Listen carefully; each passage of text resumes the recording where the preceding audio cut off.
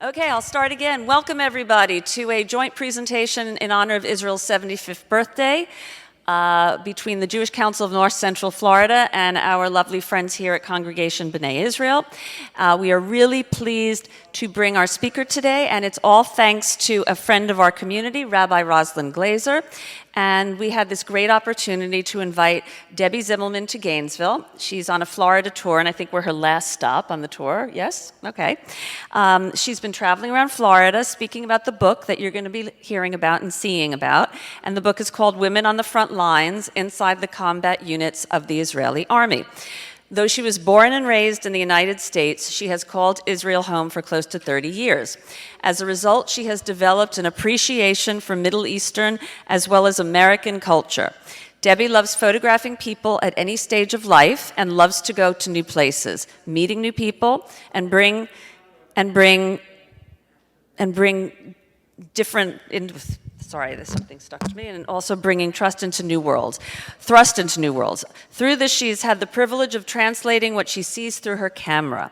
We can't wait to hear about it this evening. We are so glad to have her with us tonight. Please welcome Ms. Debbie Zimelman. Thank you. Can you hear me? Okay, thank you, Linda. Actually, I see that it's, okay, we good? Great. Thank you all so much for hosting me. It's really amazing to be here, and I didn't realize that Gainesville was so far away when I started driving here today. a well-kept secret. Anyway, but I really appreciate your hosting me, and it's really exciting for me to be here to celebrate Israel's 75th birthday with all of you. It's not an easy time in Israel right now, as you probably all know, but thankfully, Israel and Israelis are amazing. Okay. You can put, sorry, let me put the first slide back on. Whoops. Okay, great. Imagine if you could choose to be a fly on the wall anywhere in the world.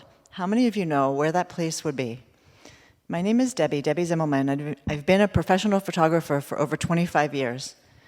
During that time, I've had the opportunity to be a fly on the wall on more than one occasion, doing what I love most. Using my camera to gain access to unique locations and sharing the images that I create with people like yourselves around the world. So the first time I had that opportunity was at Neve Tirza, Israel's only prison for women. Having grown up in the United States, when I moved to Israel, I was really surprised to find out that there were Jewish women prisoners. You know, my mom had always raised me to have nice Jewish friends, and she told me that I could never go wrong. So when I arrived in Israel and found out that there were Jewish women in jail, I was shocked. I decided that I wanted to offer to teach a photography class to the women in exchange for creating portraits of them. So I approached the head of the prison. At the time, I was a photography student in Jerusalem. I approached the head of the prison and asked him if I could have permission to teach a photography class in exchange for creating portraits of the inmates. So somehow he agreed, and I was given permission to spend 2 full days a week in the jail over the course of nearly a year. My biggest shock came on my first day in the prison when the woman asked me, "Are you a new prisoner here?" I couldn't believe they thought that I could be one of them. So these are a few of my original images from that project. So because the woman had asked me if I was a prisoner, I thought, you know, what does a prisoner really look like, and how did I want to portray the women? First as inmates or first as human beings? So if you can see these original images, how I chose to portray them. I decided that it was more important to really show who they were as people rather than to show that they were in the environment of a jail. So people always ask me, you know, is that really how they dressed in the jail, or did they just dress up like that for the photos? And the truth is that that's how they dressed every day. They didn't change anything for me. Maybe they put on a little extra makeup. At the time that I did this project, so the woman in charge of the prison believed that the prison's job, the fact that they were in jail was the punishment, and that anything the prison could do to encourage their rehabilitation was acceptable. And that included decorating their rooms, wearing whatever they wanted to, wearing makeup, being part of a couple. Basically, pretty much anything was acceptable. And also, people always ask me, what did they do? Why are they in jail? So 90% of the women were in there for drug-related crimes. They were part of the cycle of theft in order to get money to buy drugs. and then having to go back through that cycle in order to keep the drug habit going. And the other 10% approximately were there for like white-collar crimes. So, as I said, women were also allowed to be part of couples, same-sex couples. It was an all-women's prison. So this is one of the few images where you can see the barbed wire in the background, and you actually know that she was in jail. So today I'm here to share with you my most recent journey as a fly on the wall, documenting the lives of young Israeli women who volunteered to serve in Israel's combat units. So I grew up in Potomac, Maryland, and I moved to Israel when I was 22 years old. I did my BA in the States, and when I arrived in Israel, I went back to school to study photography. For the past 25 years, I've been working as a freelance photographer, photographing for newspapers, magazines, individuals, and organizations. But my true love remains creating personal projects like this book. So because I arrived in Israel when I was 22, I was considered too old to go to the army. They only took people until age 21.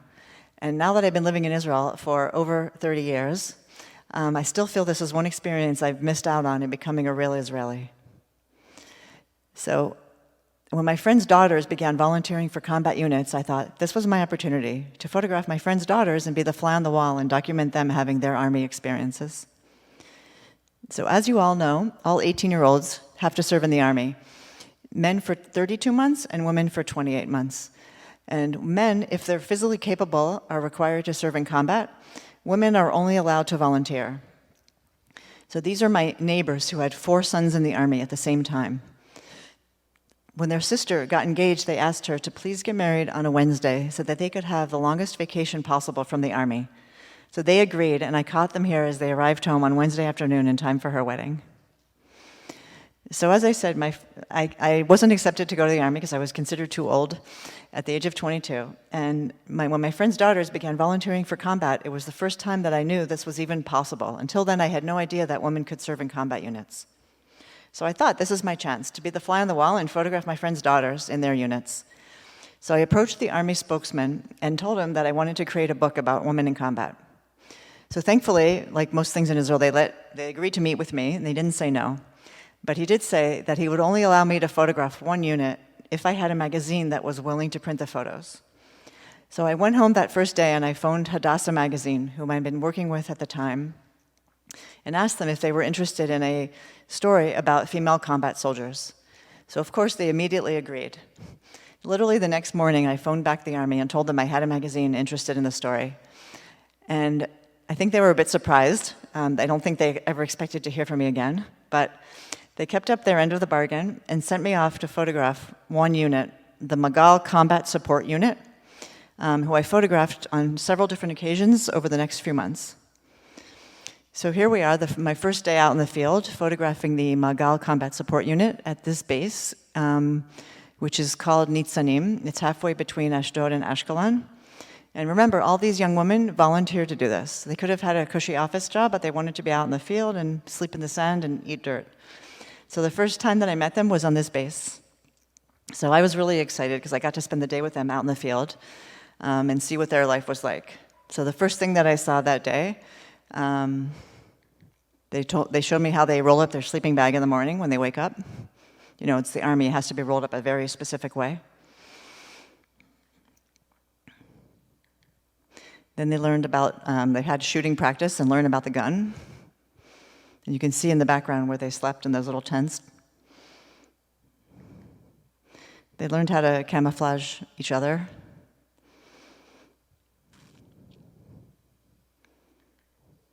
Okay, then they had, of course, lessons about the gun.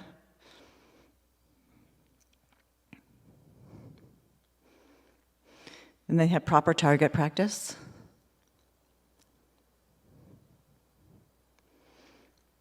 And then they had to check to see how well they did and if they reached if their shot reached the target.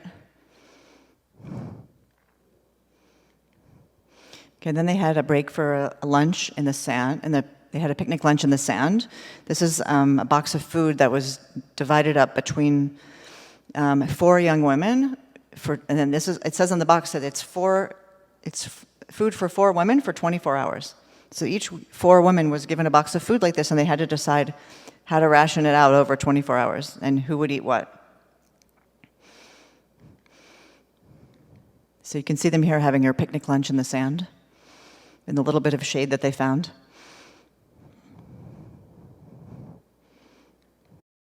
And they had to figure out how to get off that camouflage that they put on in the morning. And as you can see already, the sun had started to go down. And it was almost the end of the day, and they showed me here again how they were getting ready to turn in for the night. So basically, they're sleeping from the time the sun went down until the time the sun rose. So before I left the very first day, remember that was all in one day, before I left that first day, I asked them if they could stand at the entrance of their base. And you can see here the two symbols of the base on either side. So I just asked the woman if they could stand at the entrance, and this is how they stood. I didn't ask them to pose, I didn't tell them to smile, I didn't tell them anything other than to just stand between their two symbols of the base. And this is exactly how they posed themselves. And I really love this photo because on the one hand, you know, their own body language really expresses their personality.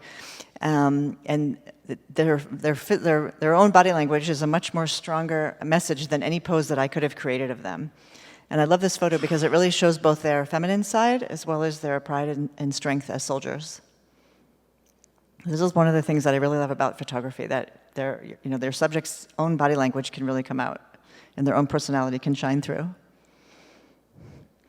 So the next time I met this group of women was a few weeks later. Remember, we're still with the Magal unit. So a few weeks later, I met them all as they got ready for their night march. They had told me that they had a night march, which was basically to culminate their basic training. And once I heard they were having this, I knew that I had to participate. So I asked the Army if I could join and march with the women, and to which they said that it would be way too difficult for me and that I was welcome to come and ride along in the Jeep. So I explained to them that if I'm in the Jeep, I'm going to miss all the action and that I wouldn't have anything to photograph, and that I really needed to walk alongside them.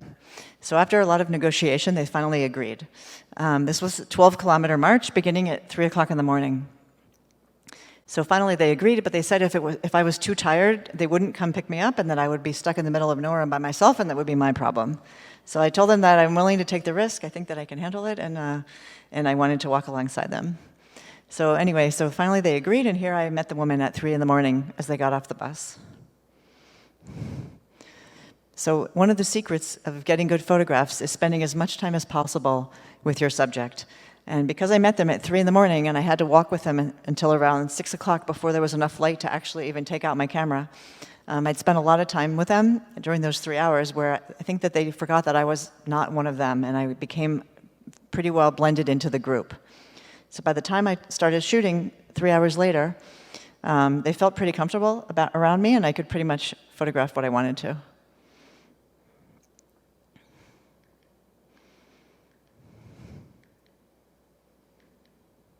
So here we see them just as the sun started to come up.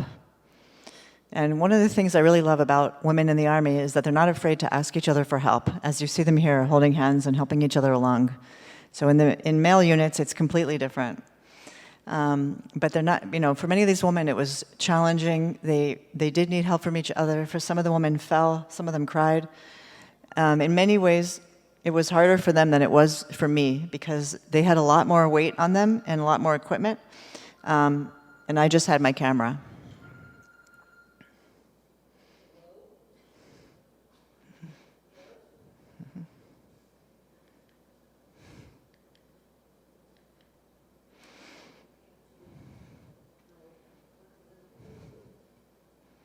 So for those of you who are interested, this is in the area kind of like near Latrun or between Latrun and Beit Shemesh.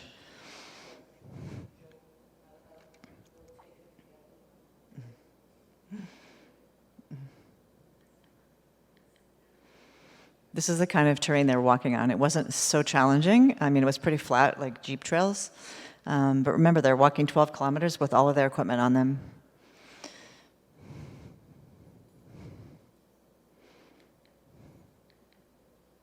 So as they reached the end of the march, the last few kilometers, they had to take turns carrying each other in stretchers. So if you look in the foreground, you can see someone's muddy feet up in the air. You see the bottom of the feet up in the air on the stretcher.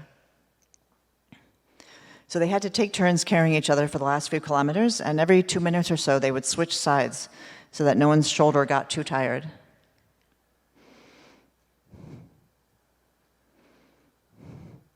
So just like everything in Israel, the parents love to take part, and the army is no exception. So the parents surprise the young women to walk together with them for the last kilometer. Just like in preschool. And you know that you can never have too many photographs of your own child.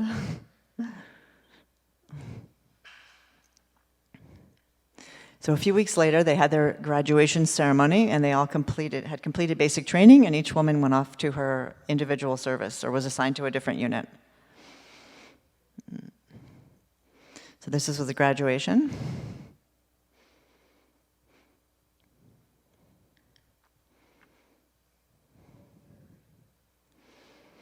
So after I had these few months with this unit, the story ran in Hadassah magazine.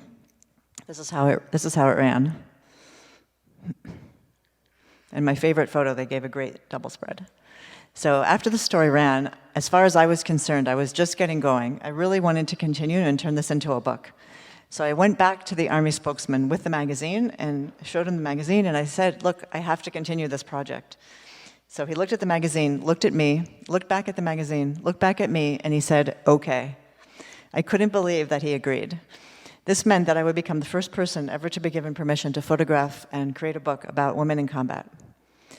So over the course of the next 2 years, he sent me to over 20 different units, and I interviewed over 30 different women all over the country.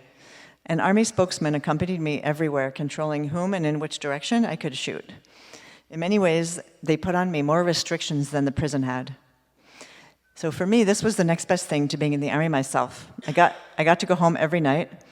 I got to sleep in my own bed, eat my own food, and yet I had an insider's view of Army life. I also had asked to spend as much time as possible with each unit, and in reality, this was anywhere between 10 minutes and 24 hours. So sometimes I would drive halfway across the country to photograph a certain woman or to photograph a certain unit, and I had been told that I had 3 hours. And then when I arrived, I found out that the plans had changed, and I only had 10 minutes. So I had to learn just to understand that I wasn't exactly the Army's highest priority, and just to go with the flow and be happy with whatever they were willing to give me. I'd also asked to photograph during the hours with the best lighting, early in the morning or late in the evening. And many times, again, I was stuck in the middle of the day with overhead light, at the heat of the day with really strong shadows and uncomplimentary lighting. So for me, it was fascinating to meet women from all different walks of life, women from cities, from kibbutzim, secular, religious, and obviously from every socioeconomic background. But the one thing that all these women had in common was that they had all volunteered to be combat soldiers. So now I'm excited to share with you some of the different women whom I met and the units in which they served. So this was the first unit that I officially photographed for the book, and these women are armored personnel carrier drivers. So they're learning here to drive these armored personnel carriers. And here I was basically allowed to arrive in midday and to stay as long as I wanted to. So if you can see the short shadow, and you can recognize that was taken during the middle of the day. So the lighting wasn't amazing, but I knew that I could stay as long as I wanted, so I just kept shooting and shooting, waiting for the light to improve in order to get the photo that I really wanted. So this is on the same base, different armored personnel carrier. But here you can see that I had the best lighting right before the sun went down. So basically those 5 hours that I was there, I had to just keep photographing, waiting for the right lighting in order to get the image that I wanted. And this image, again, is one of my favorite in the book, and I love the fact that these women, I just asked them when they got out of their vehicle, if I could take their photo in front of it, and this is how they stood. And they left the doors open just like that. And it's like, sometimes in photography we say it's like a gift that your subjects give you. That they jumped out and stood like that, and there's nothing that I could have done that would have made that photo better. Like that was their own natural instinct and reaction. Okay, these are the two women that are sports instructors. On the right is Tal, and on the left is Lee. And Lee made Aliyah from Los Angeles, and she knew she wanted to be a sports instructor, but she didn't have any Hebrew. So as she says, she had to learn Hebrew, and she cried every day and broke her teeth until she knew enough Hebrew to try out for this job.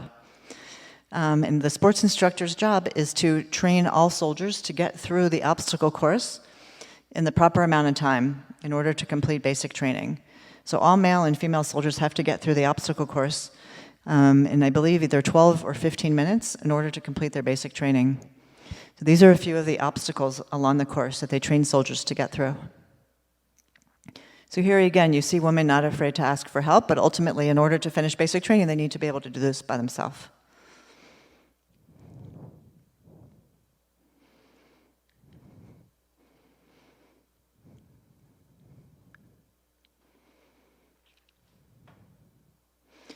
So I believe that men and women do exactly the same thing, but women are given a few minutes longer in which to complete the obstacle course.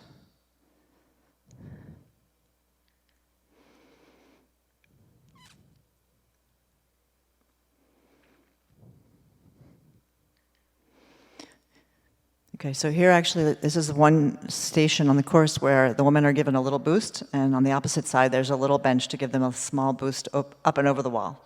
But they swore me to secrecy, and I wouldn't tell anyone, so don't tell anybody. Okay, most of the day, we just sit around waiting for something to happen. This is a quote that I heard repeatedly from many different women. Okay, this is Moore, who was a firefighter. She belonged to the firefighting unit of the Air Force, and their base was in the Negev Desert. She, again, knew this was a job that she really wanted to, but there were only 2 women in her unit and another 30 or so men. The men weren't that thrilled that she was there, or that 2 women were there, but she felt that she was just as qualified as they were to have this position, and she was thrilled that she was doing this. So their firefighting unit was responsible for putting out fires both on their army base as well as in the surrounding areas.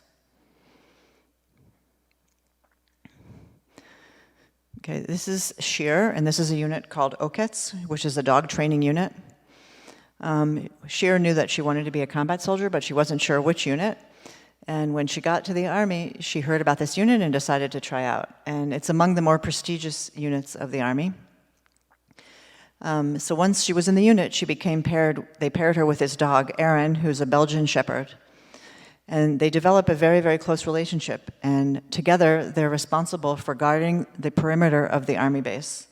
This is an Air Force base near Beersheba. So they're responsible for patrolling the base to make sure that there's no infiltrations.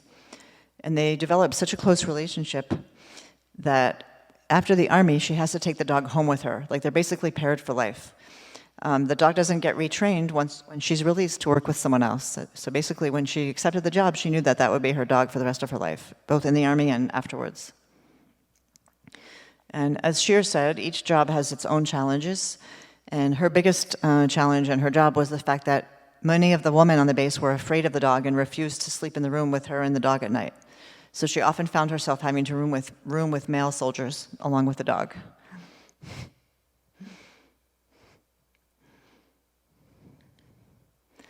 Okay. This is the unit called Karakal, which is one of the first male-female mixed units. This is the unit that my friend's daughter, actually, just realized that Linda knows my friend's daughter that inspired me for this project, was David Brin's daughter. So she was in this unit, my friend's daughter, Sarit, the first woman that I knew that volunteered for combat. So here you have men and women side by side doing exactly the same thing. So this day that I came to photograph, they were conquering a hill. So here, first they did a dry run and conquered the hill without ammunition, and I was able to run along behind them and photograph. And then obviously they did it with live ammunition, in which case I had to stand behind the safe line and watch from afar. So as my friend's daughter shared with me, many times they were basically the Karakal unit would guard the border with Jordan and Egypt, and many times they would have 2 women and a male, or 2 male and a woman, like lying in ambush position, not ambush, what's it called? I forgot the word. Lying and ready to shoot at any infiltrators or anyone coming across the border from Jordan and Egypt, and they would lie there for 24, 48 hours together in a mixed group. She did say that some of the men didn't feel very manly being in a unit when they had women doing the same thing. Like, they weren't that happy about it, but they learned to live with it also. So people always ask also about relationships in the Army. And, it was always clear to me I needed to be a fighter. So the men and women are forbidden from having a relationship while they're in the Army. What they do in their free time outside of the Army is their own business. But anyone caught in a relationship or having any kind of relations during their Army, during the time that they're on duty, they can be sent to Army jail. This is also a unit that was known for young people exploring their sexual identity. And I guess you could say that it was a bit known for having more same-sex couples than opposite-sex couples.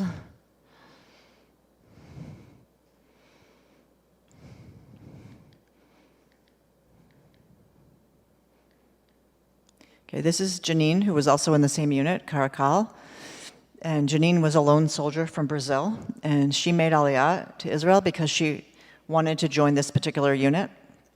And again, many of these women were very determined, and they knew what they wanted, and they fought to get into the units they wanted to get into. So she knew that she wanted to go to Caracal, and many of them succeed in getting to where they want to go because they don't give up until they get it. Okay, this is Orr, who was the highest ranking ship's captain at the time that I did this. And this is an example of where I went to Haifa to photograph Orr. I was only allowed to shoot in one direction for security reasons, and you can see it's on the backdrop of Haifa. And originally I had been told that I would have like half a day to be with Orr. When I arrived, I was told that she had to go out to a mission at sea and that I had 10 minutes. So sometimes in photography, you have to just use whatever comes your way. In this situation, I was just really lucky that the wind blew during that 10-minute period and opened up the flag and really helped to create a strong photo.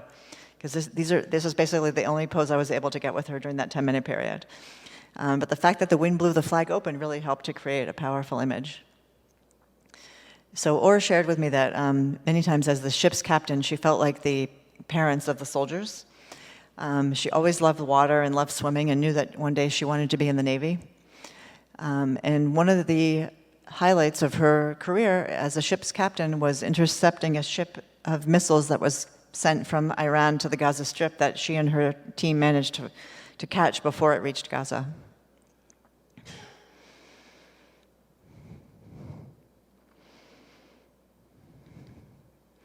These are pilots, which pilots are still considered the most prestigious unit in the Army. And if you look at their body language, see if you can tell which one is already a pilot and which one's still in training.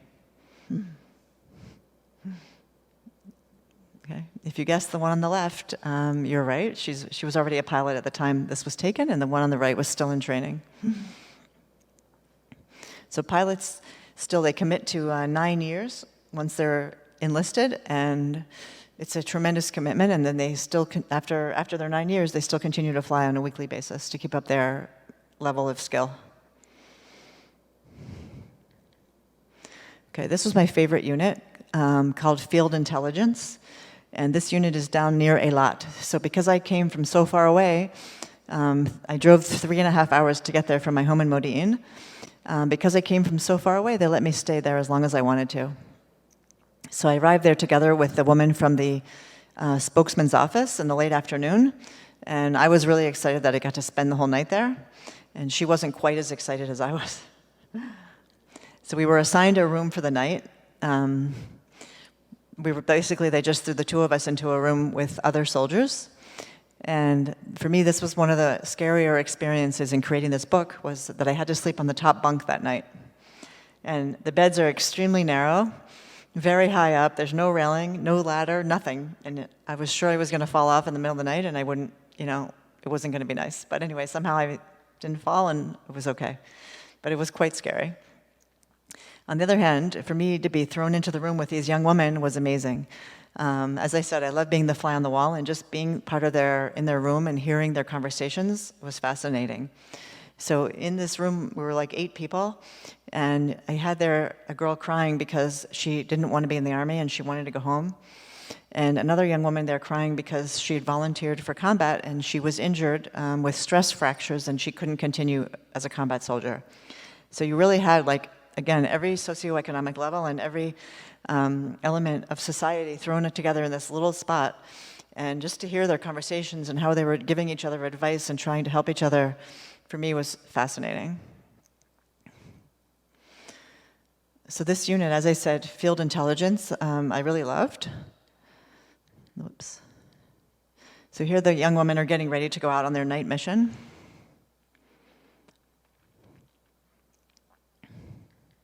So if you look at this photo, see if you can spot something that doesn't look like it belonged, or something that the woman created. And it's not the white thing in the middle that's obvious. It's not that obvious.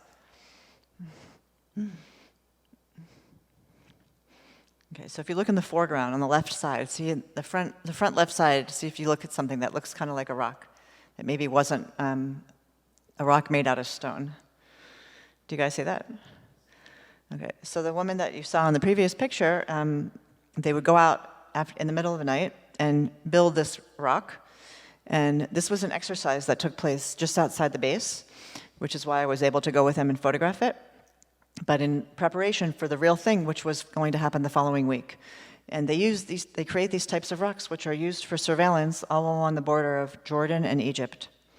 So first they build this rock, which is actually about waist high, and then all the young women get inside. So there was something like between 8 and 11 women that would get inside this and basically watch what's going on along the borders. So this is what it really looked like with all those women in there with all their gear. Now they're only allowed to get in there in the pitch dark, and they're only allowed to get out the next night in the pitch dark. So they have to bring with them everything that they need for 24, 48, or 72 hours. All the food, toiletries, any supplies that they need, everything is put inside there with them. And everything has to be taken back to base when they're done. So again, for me, it was amazing to be part of this and to be able to be in there with them for such a long time and to see the process that they went through and getting used to being in this small space and how they adapted and their conversations and how they went to the bathroom. And just, for me, it was really interesting. And to spend so much time with them in there, I was able, obviously, to get these photos. But as many of the women described, they become closer than a family because they spend so much time together. They know each other really well. They tell stories. They tell jokes. They're not always on duty. So there's something like 3 or 4 different jobs that happen at the same time. And the rest of the women are kind of like allowed to relax and hang out, and then they switch.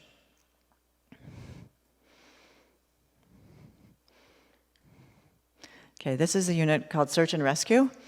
And as these women said, their unit is special because they can both save lives as well as take lives. And these women are trained to rescue people from building collapses, earthquakes. There was a famous one in Tel Aviv a few years ago of a parking garage collapse where they were called to help to rescue people. And many times you hear of Israel going abroad to help in different earthquake situations around the Mediterranean. Most recently, Turkey. You might have heard that Israel went to help in Turkey for a few weeks. So this is the unit that would go to help with that.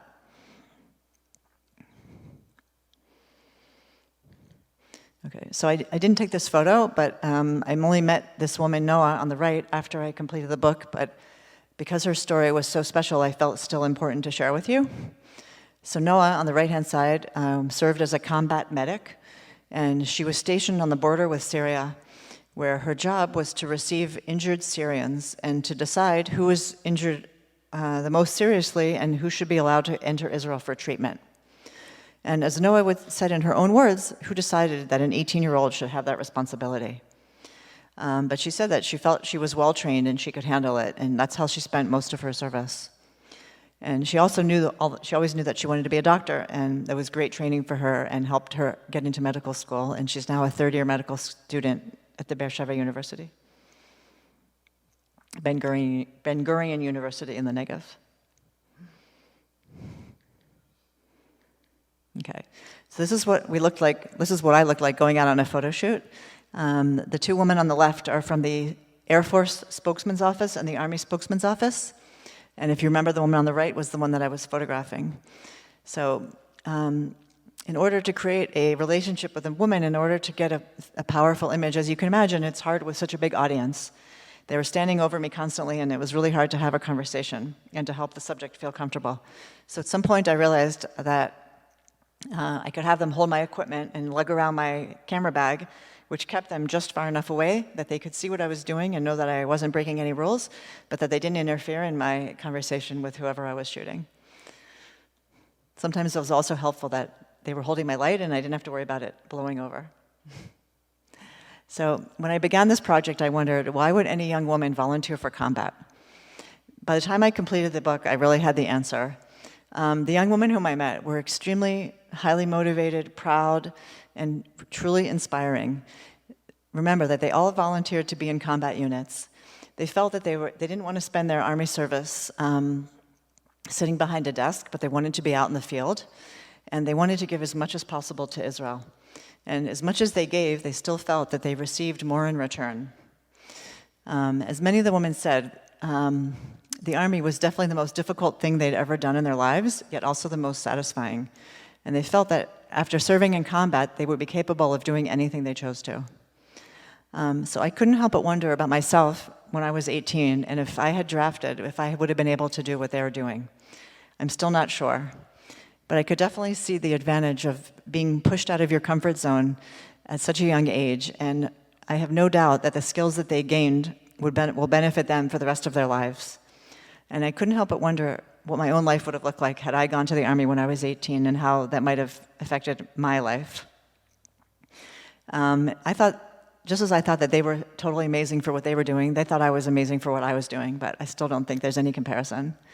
But they did think that I was crazy for choosing to wake up at 3 in the morning to march with them, to spend time in the sun and the heat and the sand. But for me, as I said, I loved the experience, and it was great to be able to be a fly on the wall and to be able to share images with people like yourselves around the world. So as many of the women said, they were really happy that they'd served in combat. They were thrilled that they'd done it, but they wouldn't want to do it again. This quote sums up their experience. Serving in a combat unit has been the best, worst experience of my life.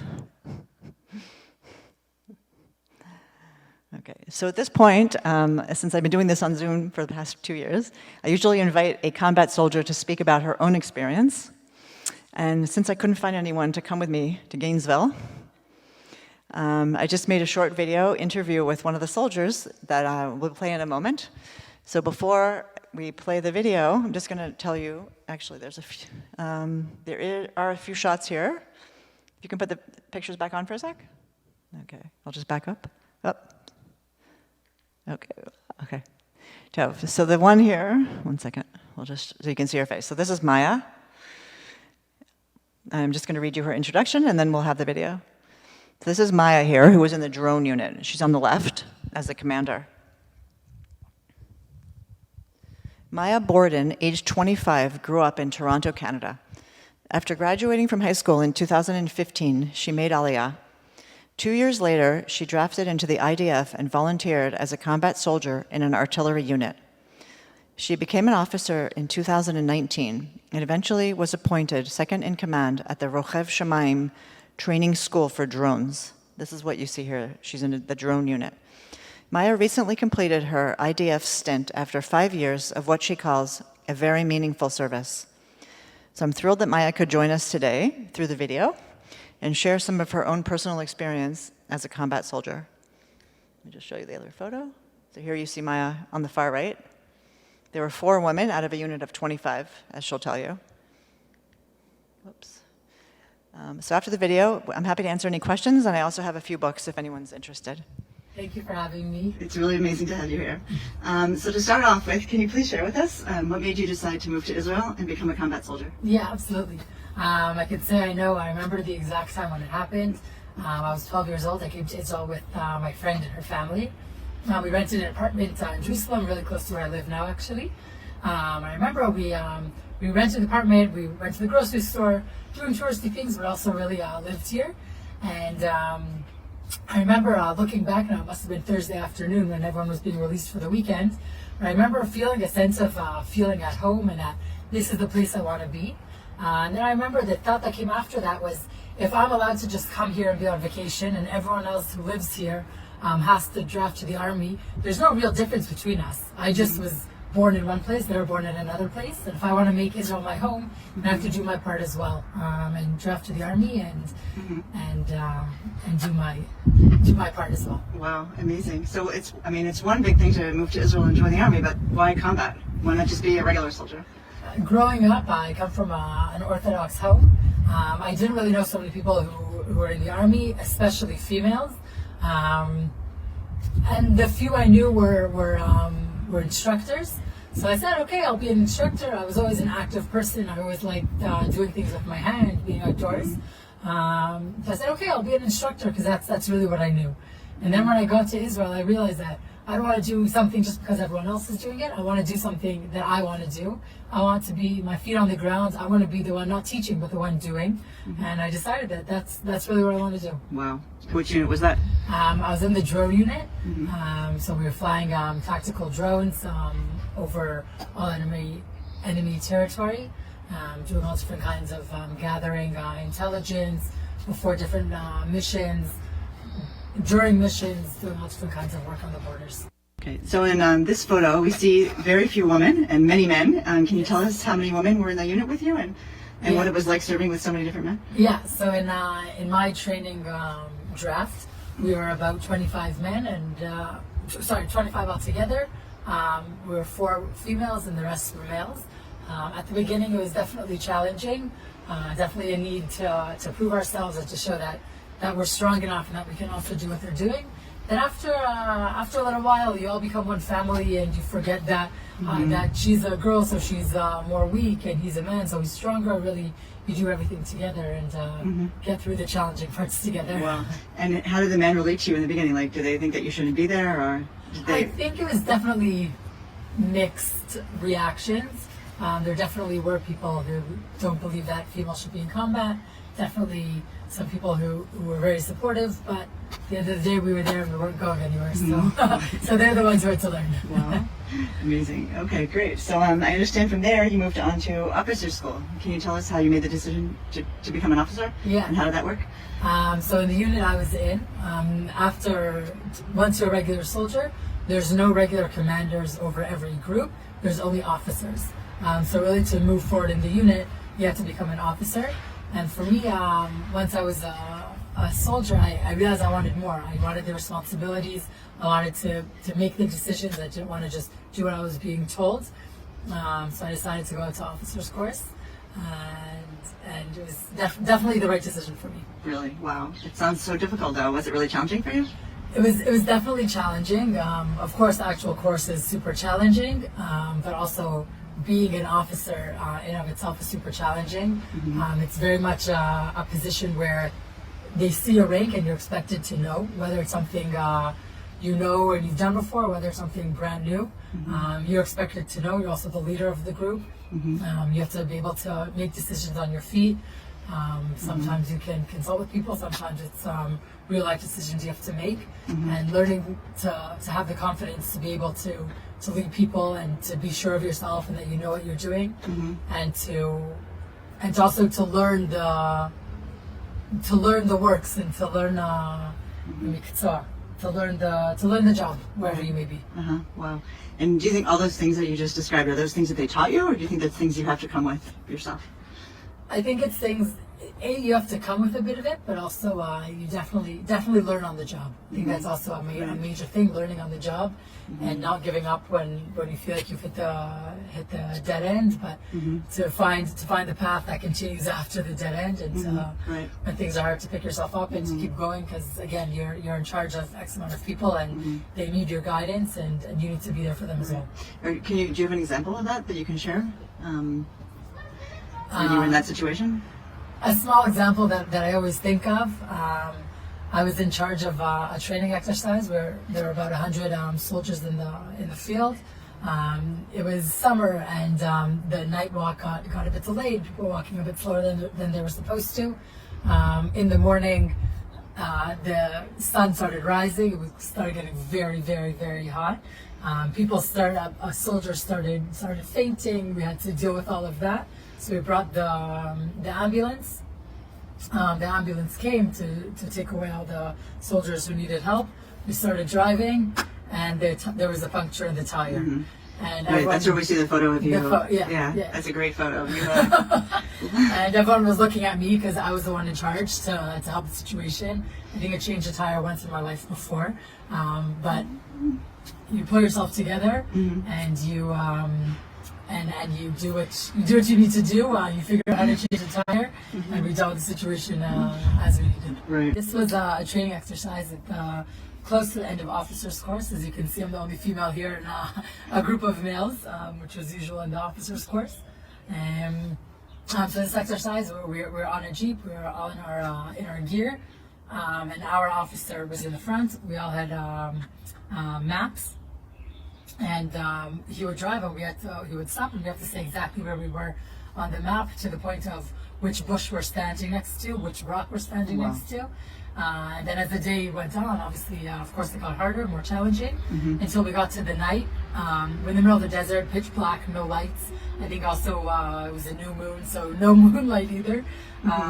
He's driving around, he stopped, so we have to tell him which bush we're next to.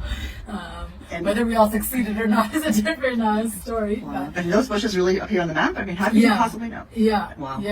Wow. They're very detailed maps, and again, it's training for a real life scenario where you are in the field, who knows when, who knows where, and being able to navigate your way around and find yourself. Amazing. Okay, so I'm happy to hear also if you want to share what was behind the other photo when you have the stretcher on your shoulder. Yeah, that photo, I actually love that photo because I feel like there's a lot behind it. This was a training exercise that we did with the paratrooper brigade, also at the end of the training. And again, we were 4 females, and this was with all the paratroopers, so maybe around 150 males. And we're all walking together, each with their own gear, and they take out the stretchers. And all the men are really, really struggling under the stretchers. So of course, what do? You go in and you switch them out. And they wouldn't let us go in. They wouldn't let us. We're females. We're not allowed. It's too heavy for us. No. Until they started they hit their limit. You push them out of the way. You take the stretcher and you just carry on. And they just don't believe what they're seeing. Wow. So the picture here was actually a friend that I was with from my unit that we were in training together. So of course he knows our abilities and didn't hesitate at all. But Wow. it was definitely an interesting situation. Okay. What was it like to be a commander in Hebrew? How did that go? It definitely took some time. I'll say when I drafted, we were 4 females, and 3 of the 4 of us were North American, so we definitely spoke a lot of English. I think after I finished the year-long training, when we were all divided up into different groups, that's when I was kind of thrown into the deep end. I didn't have anyone to talk English to, and that's when I really had to make do. And you learn very, very quickly. Of course, I made lots of mistakes. I can give an example. I was a commander in basic training for a few months, and I told the soldiers that they had to bring a box of ice, which is kerach. And then they didn't bring it, and I got so mad, so I told them not to bring it. So we all got into a push-up position, and I was telling them, why did you not bring the tiras? Where's the tiras, which is corn? And I'm yelling at them, where's the tiras? Where's the tiras? And they're all looking at me like I'm from a different planet. And then I finally realized one of the soldiers burst out laughing, and we were not in a relationship that we were laughing at that stage. He burst out laughing, and then I realized that I made a big fool of myself. But also, it was part of who I am. And the soldiers, still this day, when I see them, still make fun of my accents. But it is what it is, and you kind of embrace it and keep going. Wow. Great. So to sum up, can you share with us, like, what do you feel like you got from the Army on a personal level? Like, how do you feel like it's shaped you into who you are today? I think a few things. One is a sense of confidence. As I had mentioned, that being a commander, being an officer, you really have to just pull together the confidence and be confident in yourself and what you're doing and your abilities. So I think that's one of the major things, as well as speaking in front of a crowd of people. Before the Army, I was pretty shy. I didn't really like talking in front of groups of people. Liked more keeping to myself, with my friends, family. But this experience really made you jump into things and give orders and coming back to the confidence. I think another thing was a sense of but like a sense of meaning and Like a sense of purpose? yeah, a sense of purpose. Finding really the purpose and also our way to help the country, wherever it may be. So let's say now I'm not mandatory in the Army, but I serve in reserve duty. I'm there a couple weeks a year, which is something that really fills a void for me. For me, being in the Army gave me a larger purpose than just the day-to-day. Right, great. And I understood your parents made Aliyah in the middle of your service. Yeah, my parents are here now. Did that make it much easier for you? Yes, of course. So you had someone to do your laundry? Yeah. No, but just having them close, and there's nothing like a hug from your mom. So, great. yes, Amazing. very nice having them close. Okay, great. Maya, thank you so much. Thank you for what you've done, and thank you for sharing it with everybody. Thank you so much for having me. Okay, thank you all so much for listening. And if anyone has any questions, I'm happy to answer. My book is outside if you'd like to look at it, and I have my few last copies here if anyone's interested in purchasing. Yes? Given the horrific attitude towards refusing to serve, what is the feeling in the IDF towards that? Just in general you're talking about? Yeah, in other words, are they accepting of it? Are they ignoring it? So I don't know about what the feeling is inside the IDF, but I would say in general society, there are more and more people looking not to serve.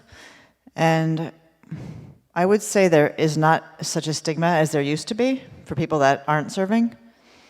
I don't think that you're like stained for life anymore or anything like that, like, which was the case, 20 years ago. And I'm speaking from my own experience of my friends' kids, several of whom have recently been released from the Army for mental health reasons or other reasons. The grandparents have a harder time, and the parents had a harder time accepting it than I think their kids immediate surroundings. Well, the women that you interviewed, they don't have any opinion On other people, not. I didn't ask that question, so I really don't know. because they're volunteers. Yeah. Yeah. Yeah. I don't know if I ever asked that question, but I think in general I would say that most people realize that, combat isn't for everyone, and that those are suitable should go, and the people who aren't suitable can do something else. So that's what I would say in general, but I don't really know specifically what they personally would say. Yes? In the course of your photography and interviews, did you come across any religious women?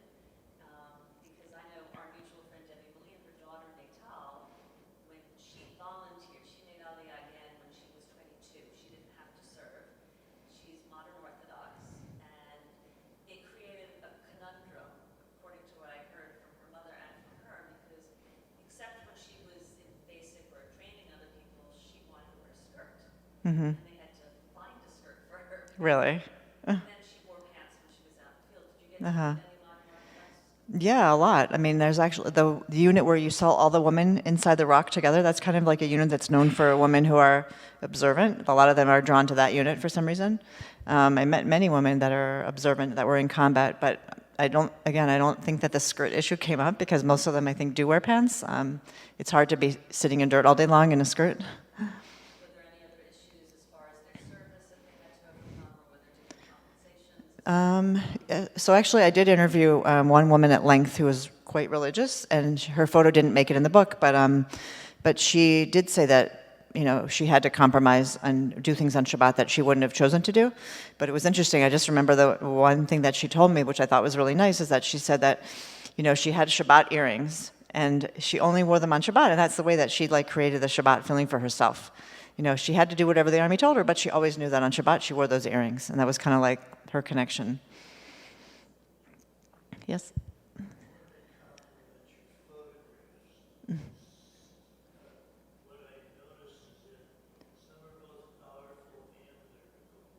Mm-hmm.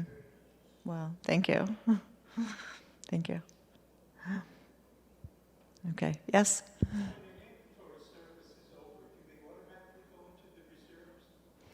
I don't think it's automatic, although Maya, who the video you just heard, so she is in the reserves several weeks a year. I'm not sure actually how it's decided who continues in the reserves and who doesn't. So I'm not sure, but yeah, yes. No. To promotion, I don't think so, but there is still a limit on what units women can be in.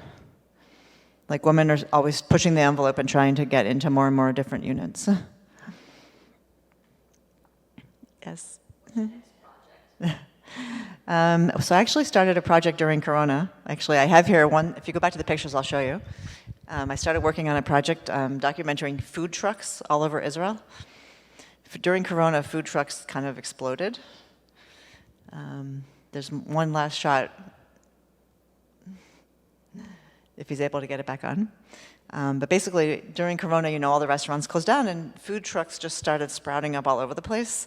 And, you know, it's not like you can just go out and buy a truck, so people would start making their own trucks. And it was so fascinating that I literally started going around the country looking for them.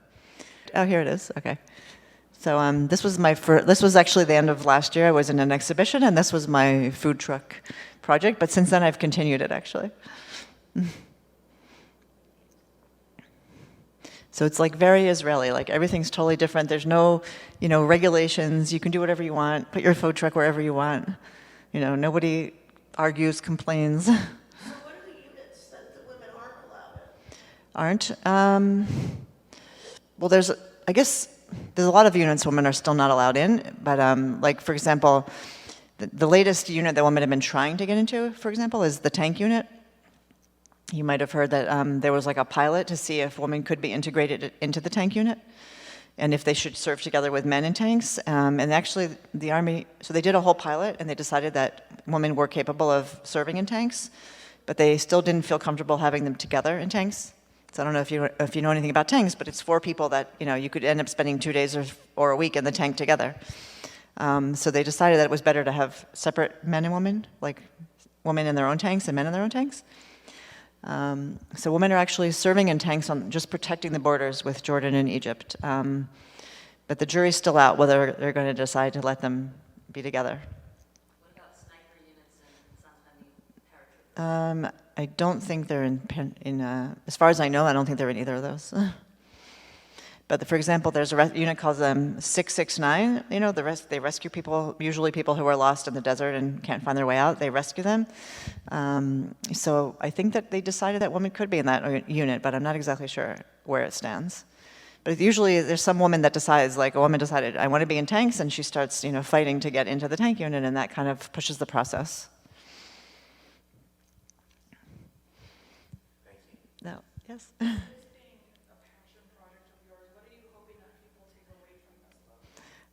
Good question. No one's ever asked me that.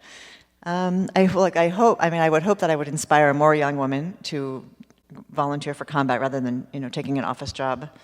I would say that's a big thing. But also, I just think that, you know, these women are all doing amazing things, and people don't even know about it. I mean, I've been in Israel since 1984, and I didn't even know about it. You know, so and I did forget to mention that every year more and more women are volunteering for combat, and it's kind of become like in Israel to be a combat soldier.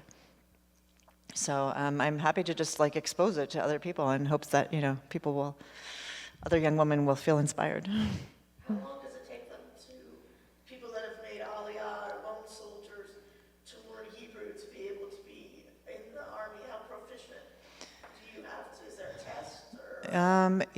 I would say probably 6 months. Like you go in the army and then you go to learn Hebrew together with other people like yourself as a soldier. My nephew happened to did that. I would say, it's pretty intense learning Hebrew all day long. So I would say after 6 months, you're probably know enough to go into your unit. So anyway, that's it. Thank you all for listening.